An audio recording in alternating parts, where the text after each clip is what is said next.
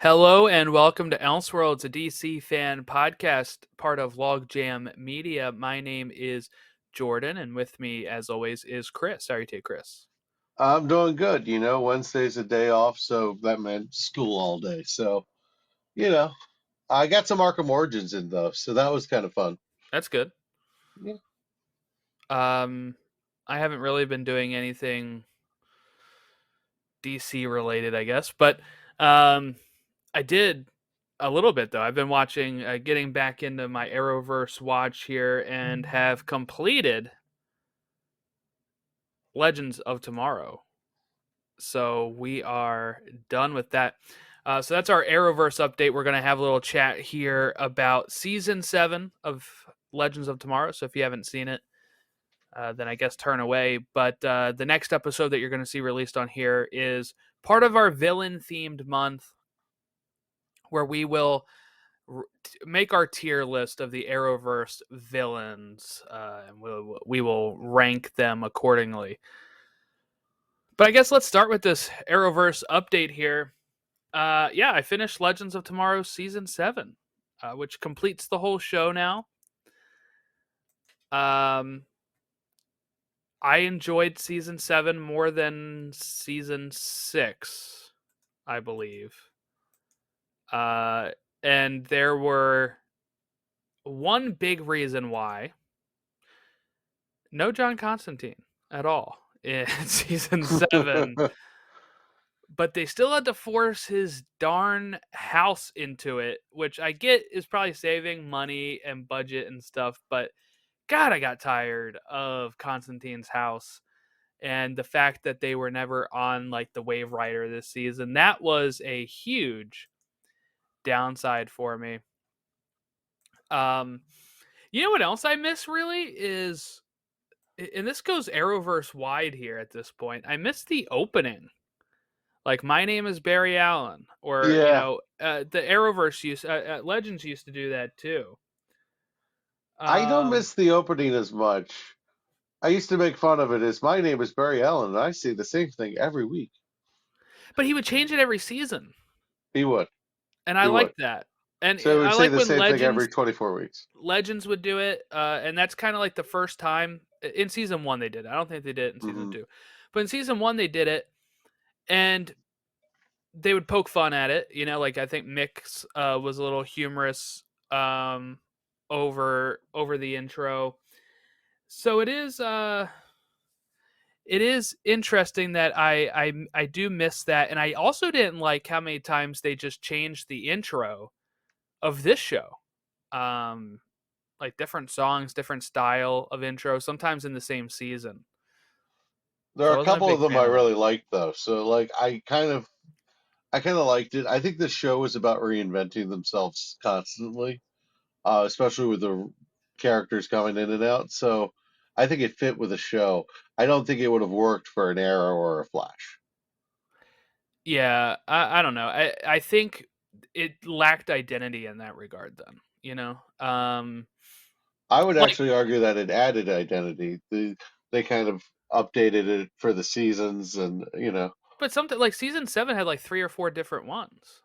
They had like the intro for when they're stuck in the 20s. They had an intro when they're like, it was. I like look. So this is where I come from. It is your theme song or intro should be as repetitive as possible, and the reason I say that is because it needs to be something that I look forward to, like that I can hum along and be like, oh yeah, I like that is. Like people do the thing with Friends where they do the clap at the part, right? Like you yeah. need something to be familiar, and it's part of the comfiness of a show. Be like, Psych comes on, and I'm like, oh yes, I know the intro. I know, you know. Now they would change it up sometimes for like the Christmas one, and that's fun.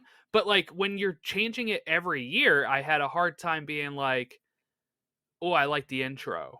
You know, it was very. I think there was one intro I did like, and it was probably when they first switched from doing the "My Name Is," but then I can't even tell you what it is now because they just changed it every single time, and I'm like, I don't even remember what it was now.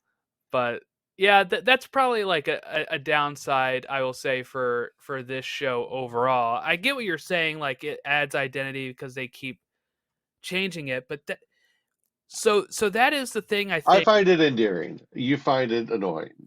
when you It's kind say of what it that is. like the show had to reinvent itself so many times.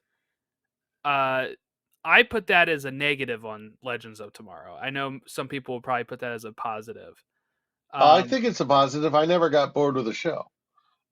It's the only Arrowverse show that I don't think had a major dip in quality ever. I think it was pretty consistent across the board. You might have enjoyed a season more than others, mhm. and I know you didn't really like the magic stuff with John Constantine, but I thought Legends basically was Legends. Every week you knew what you were getting, and it was anything. Anything was possible, and that was the allure of the show to me.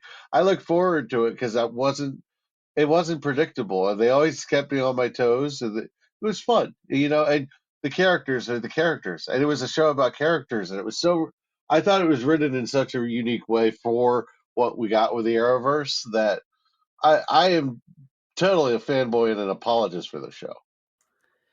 Yeah, and I don't want to come across like too harsh because I this is my second favorite Arrowverse show, right? Like I put this above Oh, Arrow, I I know put you it like above. it. I get it. It's just like it can work against you as well when you have to keep reinventing yourself. Because what happens is I lost a favorite character every season, Hmm. pretty much, and when it gets to that point, it's there's some characters I'm sitting at and I'm like, I don't really care. Like I don't really care about Spooner, I don't really care about Astra.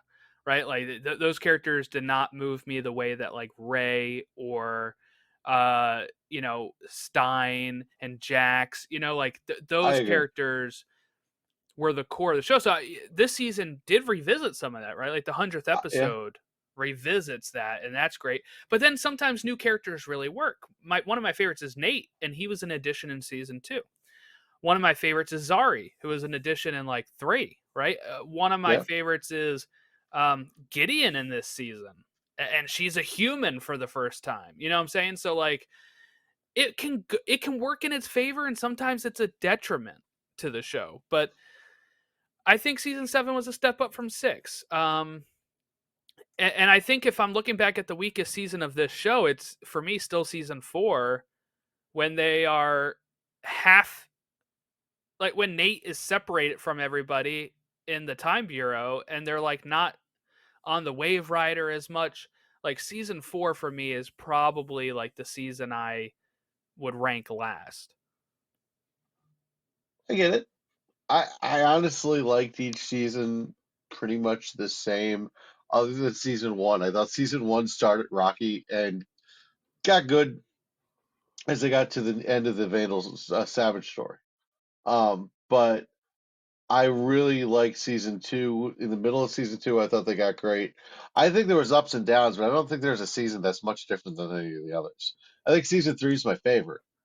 I think so the only thing I would disagree with that is I think season 4 is the most difference because that's the season with like Mona, Yeah. right? And it's like the first one of the magical stuff. Like that was the season it kind of changed a little bit. And it was again like the first half of the season Well, is the focusing focus on changed time from bureau magic. Yeah. stuff.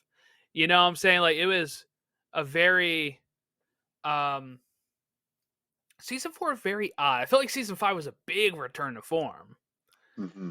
And then season 6 I felt like was just a little step down from 5, and then I think 7 was like the probably the best in season 3 if I had to be honest. So my thing with the show is that every season there was two or three episodes that'll be like, "Yup, you could make an argument that that's a top 10 Legends episode." Mhm. Every season had those moments, and I don't think you went too far without a peak. I think the valleys were pretty small. The I the like only the show. thing I'm an apologist. yeah, the only thing I would say didn't work for me in this season is I was really digging the surprise like like the build up to the twist of like oh my god there's like a um robot Jaeger Hoover, right? Like, Hmm. and we're trying to figure out who is causing that. And then it was just Bishop you know, making robots of of the legends, which that when it got to that point of like legend robots and stuff, I wasn't a fan of that. I was hoping for like a bigger twist, like, oh my god, it's this person from something else. I will say I did really enjoy the episode focused on Bishop though, when we get him with the AI and we see how like Gideon is, you know, throws other Ava out the airlock, and then she'll do it again later when it comes to Gideon and Gary, right? So it's kind of like a setup for that. But I thought that episode really enthralled me, is seeing like Bishop realize Hmm. that the legends were heroes and that he was the bad guy, and how he dealt with that. I thought that was a really cool turn for Bishop. And that's again why like this is a step up from season 6, is cuz like season 6 I didn't care about Bishop because it separated Sarah from the group like entirely, right? And that was such a so like seasons 4 and 6 I'd probably rank lower than like the rest of them. I am a season 1 apologist, I will say that. I do think that season gets like, I understand that like the show gets wackier later and that's some people's vibe. I did like some of the serious stuff in that, where like, you know, Vandal Savage was a pretty good villain in the sense of he's somebody like in the future, but yet he's also in the past, and you have to kind of figure out how to deal with that. Um, like I really liked when they take like baby versions of like themselves, right? Or like to where Rip's mom was, and like that stuff for season 1 was really cool. And I'm a Rip Hunter fan, so that was great. See, that's the Um, big difference between you and yeah. me. I'm not a huge Rip Hunter fan. I think Rip Hunter is actually like one of the biggest detriments of the show. I think it gets better when he's off the Wave Rider. Yeah, no, like if you had 7 seasons of Rip, oh my god, as the Once leader, Sarah I takes sign over, me up, sign me once up. once Sarah takes over, it's a better show. Yeah, But I don't know. I'm not. We know that I'm not yeah, big on Sarah Lance, but and it makes no sense to my brain. um, It's all fair. It's all yeah. relative respect. Like you have your Unfortunately, opinion, but unfortunately, this show got canceled, and I had heard stuff about the final season cliffhanger. I will say, I had no problem with this cliffhanger. Like I thought it was going to be a bigger cliffhanger the way people have talked about it, because in my opinion, I can easily retcon this of, or mind canon, whatever you want to call it, right? Where they get out of jail real quick. Booster teams up with them going forward. Boom. He's part of the legends, and that's that. Like I don't need to have seen it. Like I know that no prison can hold the legends, so they will get out of that, and that's it. The most of the episode actually wraps up right before they get onto that ship, yep, and um, so in my mind, it's just like, all right, good. Now if it was like something where I would have had a bigger problem if it got canceled at the end of season 6, because the end of season 6 is when we see the Wave Rider get blown up and them stuck in that would 1925. have been I worse. would have been like, oh my god, I can't. Like, obviously they get out of it, but how? How they get out of jail? They can do anything, right? Like Yeah, they're whatever. They're legends. They're superheroes. I think it They'll figure was it out. watching it live and the news hitting live that it wasn't. I'm sure. Yeah, It was a little. I I was had time to invested into the prepare. show. Yeah, I was invested in the show, and they did that thing where they're like, "We kind of are gonna leave you hanging. We're gonna make you wait," and it sucked, especially because I really like what they did with Booster Gold. I thought that was fun. I'm a big Yeah, Scrubs guy. Donald Faison is awesome. I I was thought he was spoiled.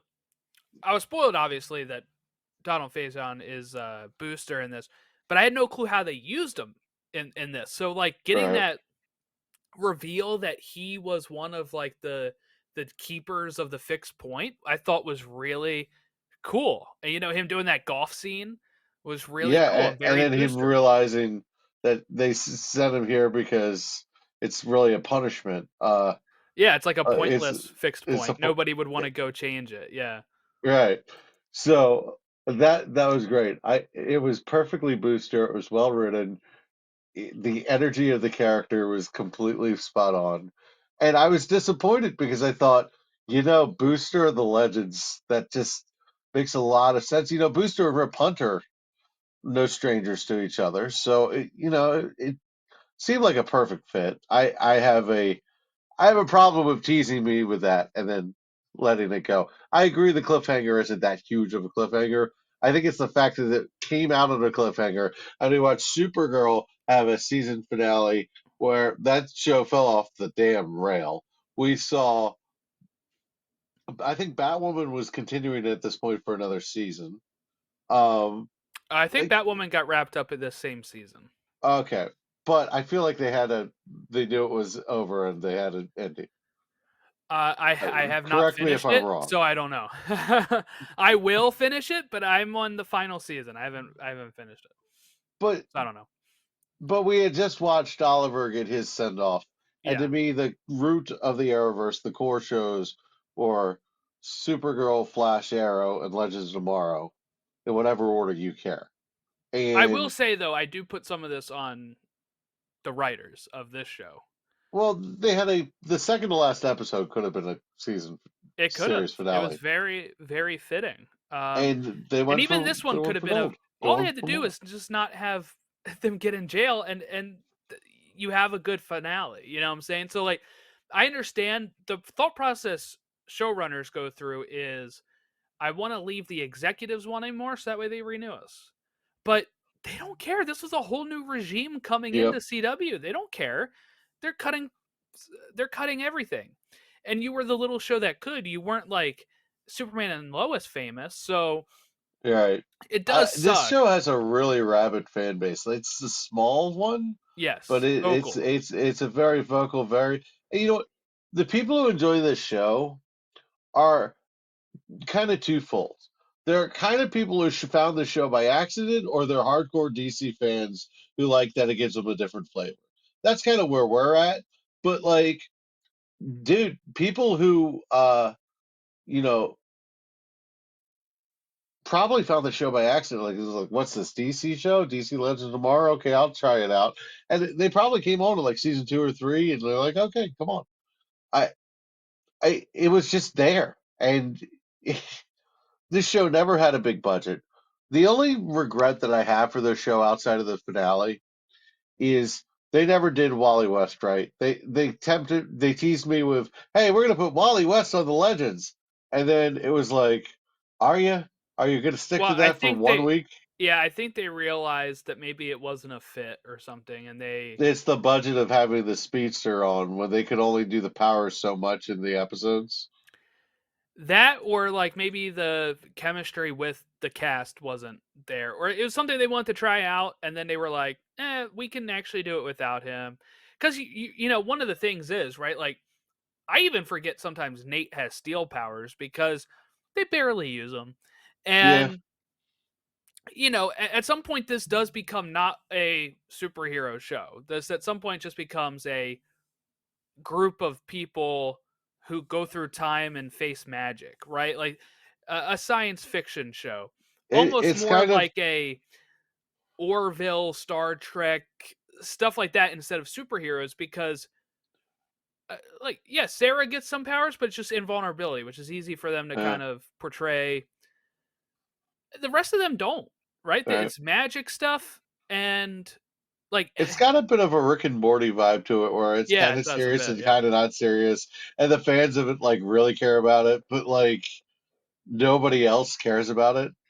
And yeah, I feel bad that more people didn't care about this show, because I think there was more heart in this show than there was pretty much every show on TV. I'm sorry, it just until Superman and Lois, there was a real lack of what Legends offered, and Superman and Lois does it on a much better quality scale.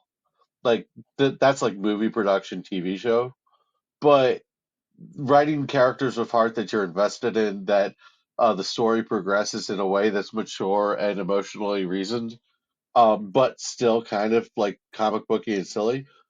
That's hard to do, and Legends did that perfectly. And again, they didn't do it with any budget whatsoever.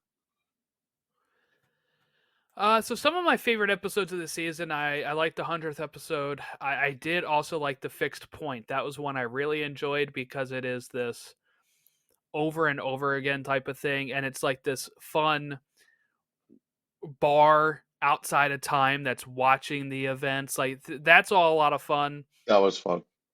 Um, the Too Legit to Quit, which is the second to last, of course, like we talked about, sets up a lot of stuff and like pays off a lot of stuff. So I did like that. Um, and then the finale, um, I enjoyed a lot too, especially like, Gary landing in 30,000 BC and having to create a door so his key works to get into the thing. Um, and I will say I really like the Gwen Davies role instead of the Constantine role for Matt Ryan. I really did enjoy He that. was incredibly good at it.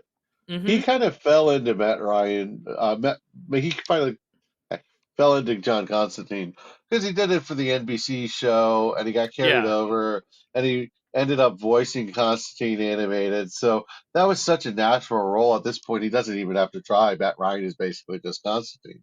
So to have him show some acting chops was kind of fun and rewarding.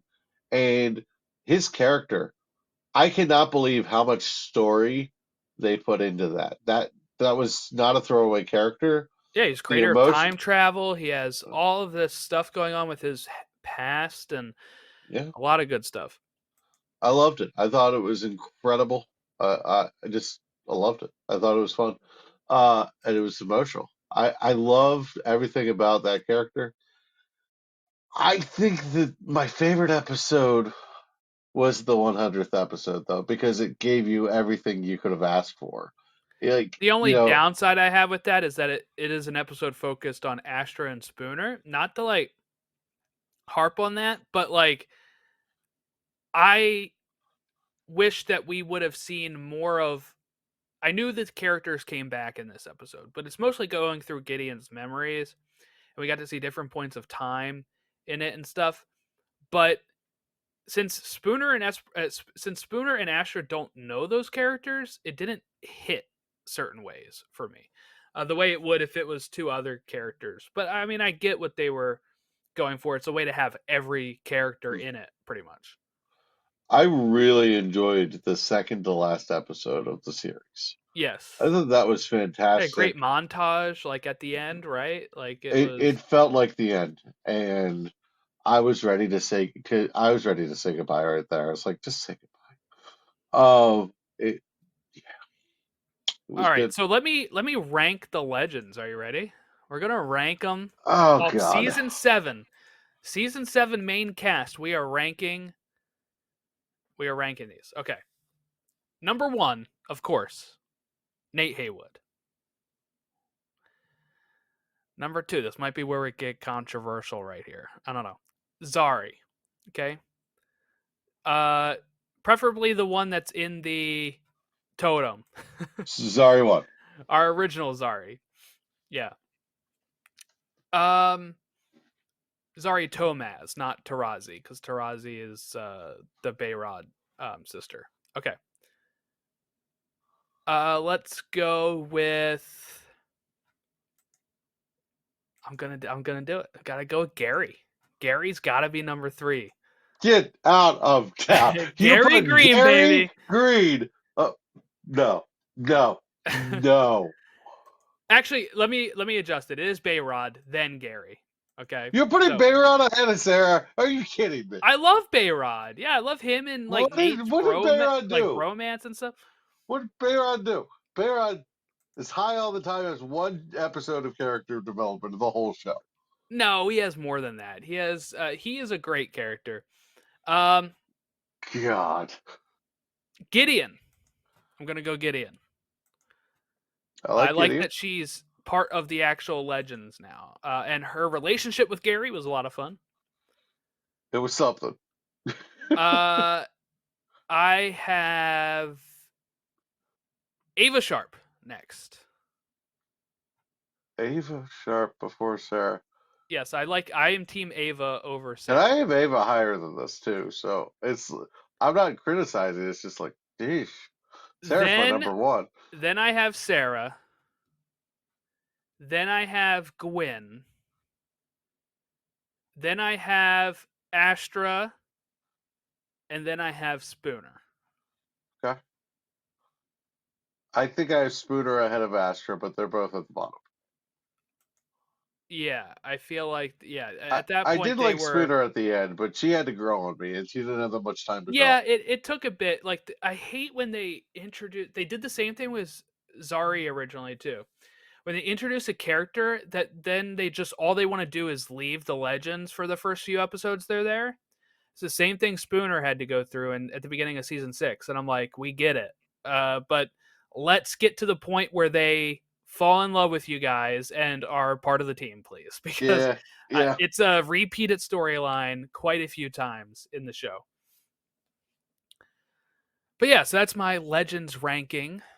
All right, Um, so for me, I don't know that I'm going to do the whole ranking, but I would say Sarah's number one, Zari one is two. Um, I'll put Nate number three. I'll put Ava number four, and you know, I'm kind of fine with that. Like as long as those are the top four, I think the rest are interchangeable. But to me, the show became Sarah and Ava's show. Zari one. My biggest frustration was I really like Zari one and Zari two. It's not that I disliked her, but I like Zari one so much better. And I liked Zari too by the time we get to the end of this series. And I liked her more in season 7 because she wasn't with Constantine. Like again, it was just like a you really have a bugaboo about Constantine. yeah, Constantine would be like bottom of all of my rankings of legends, just because I don't find him that interesting. His tone didn't fit with the rest of the show. I really don't think it did. I He's going I, through like this I withdrawal of magic and stuff and like being addicted to it. And everybody else is like being a goofball and having a good time. It's very weird tone after the show changed tone. I don't know. It's yeah. weird. I don't know. I feel like Sarah Lance is the one common thing. Before Ray Palmer left, you could argue that he was the best character. I would Sarah argue to that. me Yeah. was Sarah to me was the constant of the show. She was the one thing you could always rely on. She, the witty puns, the funny cheesy lines that she says with confidence. She's just cool. She's comfortable in her own skin, and god damn is she gorgeous. The only issue I have with Sarah is I feel like she doesn't really match with the Sarah we met in Arrow. And that's a good thing. I I don't guess. I like mean, I don't I like the Sarah in Arrow that much. The yeah, Sarah in it just Legends is far superior. it's hard to like realize they're the same character the way that like they're just totally different. So I don't know. Remember, the Sarah in Legends has gone through some little extra death, and has a different perspective on things. Well, that's wild. Season 6 when they make her like a clone alien thing. Yeah, that It's was hard to weird. sit with. That was hard to sit with. I'm like, so I it's not actually Sarah anymore, guys. This is Sarah that has all of her memories, but it's not the Sarah. It's not To Sarah's me, body it's that we it's knew the whole basically time. the same consciousness. That's all it is. Yeah, it's like Yeah, having Gideon as a computer. It got real weird with that. But it did it's have some benefits. It gets her pregnant, right? yeah.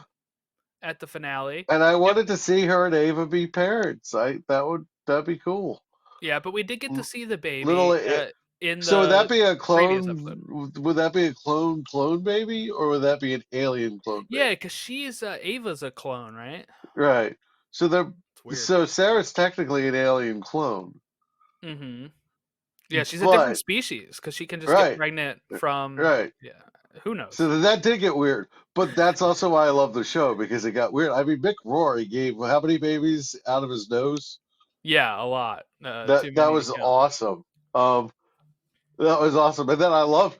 I love that McRory was like all protective of his like children, which is so hilarious because it's just like he would not like you don't think he would be a good dad, and like if Leah he's a good dad to her. That's the one redeeming quality of McRory. He's a good dad. Yeah. That's it. That's it. That's the only redeeming quality I could find. Uh, but that's pretty He's much probably it. my least favorite legend, actually. McRory is Yeah, probably no, my least I still favorite. have Constantine below Mick. Mick to me should have left a couple seasons before he did. All right. Well, that's it for our Arrowverse update. I am working my way through season 8 of The Flash right now. That's been taking me a while. I love the first half of it. Right now, I think I'm at a point where it's like the black flame thing. It's weird. I'm not a big fan of that. And since people pointed out that the showrunner doesn't like them fighting stuff, I've picked up on it even more because with the flame, they're like just yelling at Chester to like, it's not really your dad, like fight it. And it's like, Yeah. can we have a real villain, please? I don't know. Well, I'm tired of it turning into clean up, clean up, everyone do their share. I get a little annoyed with the after school special of it all. It's getting annoying. It's getting problematic. I'll tell I you what guess I'm the really show's looking over, forward to but though, Chris. what? My wife wants to watch all these. She's seen bits of it. So I said what I'm really looking forward to is revisiting seasons 1 through 3 of The Flash. That Oh is my peak goodness. I literally just peak the comic book stuff, man. other day I just watched The Man in the Yellow Suit. Mhm. That's going to be on my top 10, just telling you right now. And I ended up just like, oh my God, am I just going to rewatch the rest of season one?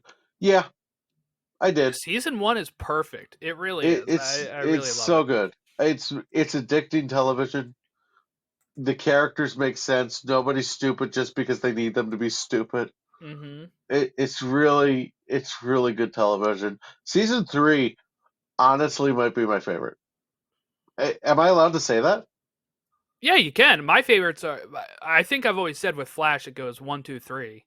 Yeah, They for go in me, order 1 2 3 yeah. 4 I think for 5 me it and then goes it goes out of order at 7 because then it's like right. 7's better than I 6. guess season one is the best. It was perfect.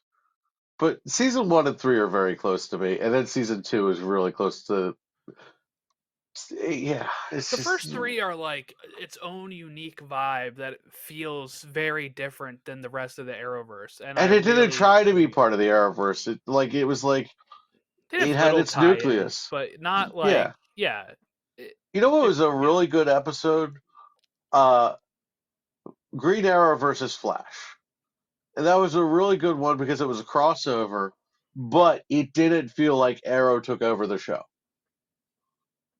Yeah, and I I guess, yeah. like that. And I also like the you're gonna go over there, and I'm gonna shoot you with an arrow. Yeah. No, no, you're not. It and, comes back then, around in the Elseworlds one too. I like that. and I love that. It was a really good payoff. Um, I like the Elseworlds crossover a lot. Not just because it's the name of this podcast, but I enjoyed that a lot. I like when they're fighting the amazing robot, and it keeps. And then Barry's Oliver, and he's you have failed this city. Dude, it's perfect. It's just perfect. All right, well, we'll wrap up our Arrowverse talk here because we're about to release our next episode here, which is our Arrowverse villains tier list. And while I will put it on audio as well, I do think it is best if people watch that one on YouTube because we're going to have the tier list up. It's going to have pictures of the villains. We're going to rank them. And it's going to be a consensus ranking. So we can't overrule each other. So if one of us really likes one and one of us really doesn't like it, then we're going to have to come to some sort of uh, middle ground on where we're going to put the This villain. is gonna be a friendship tester. All right. Well, if you want to reach out to us at elseworldsdcfan on all of our socials, in the show notes below, you can find all of those as well. Please like and subscribe if you're watching us on YouTube, or you can also rate and review us on Apple Podcast and Spotify. We have some good stuff coming up in the future. We have another draft coming up, and I'm not sure what podcast we're putting it on, but you can find it. I'll put it on both. I don't care. But it's going to be Valentine's Day draft where we are drafting comic book couples. And that's going to be a lot of fun, and I'm looking forward to that. But yeah, that is it. Thank you all for watching and listening, and we will catch you next time.